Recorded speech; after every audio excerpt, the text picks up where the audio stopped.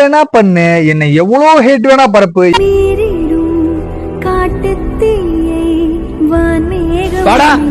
எவ்வளவு அவதூறு பரப்பு,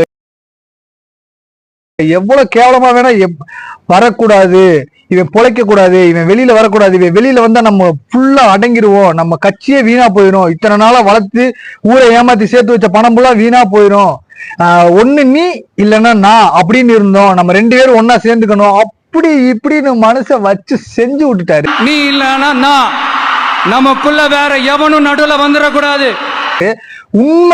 உண்மையான தலைமை எப்படி பேசுவான் அப்படின்னு சத்தியமா நான் இதுக்கு முன்னாடி சீமான பார்த்தேன். ஆனா அது உருட்டு கதைகள் அப்படின்னு சொல்லிட்டு தெரிஞ்சு போச்சு.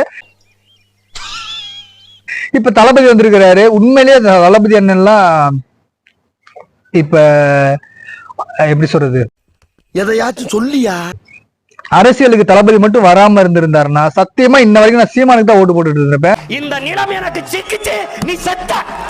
அவர் வரவும் தான் இவர் ஒரு உண்மையா ஒரு பெரிய கட்டுக்கதை, அவரு இப்படி இவரு அப்படின்னு சொல்லி தெரிஞ்சிச்சு. சத்தியமா ஒரு வரலன்னா எனக்கு தெரிஞ்சிருக்காரு.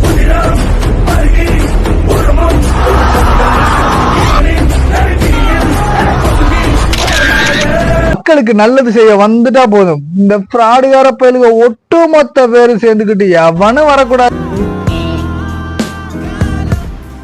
இவன் வரக்கூடாது, இவன் வந்துட்டானா போச்சு, ஐயோ நம்ம ஆச்சு இத்தனை நாள் சேர்த்து வச்சு ஒவ்வொரு இத்தனையும் ஏமாத்தி சேர்த்து வச்ச காசு ஃபுல்லா போயிருமோ.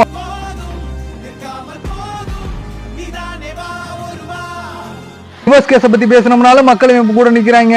சரி இந்த மாதிரி கொலை பண்ணிட்டியா, இப்படி கொலை பண்ணிட்டேன், 40 கொலை பண்ணிட்டியா அப்படின்னு சொன்னாலும் மக்கள் இவன் கூட நிக்கிறாங்க.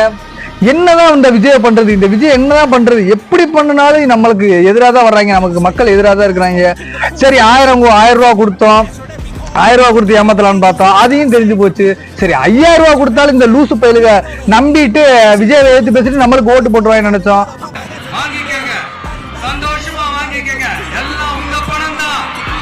இப்ப எப்படிதான் பண்ணி இவனை கவுக்கிறது அப்படின்னு சொல்லி மண்ட மூளையை பிச்சுக்கிட்டு இருந்தியான்னு சொல்லி நான் சொல்லல, தளபதி சொன்னாரு. நல்லதே நடக்கும், நல்லதே நடக்கும், நல்லது மட்டுமே நடக்கும். வெற்றி நிச்சயம்.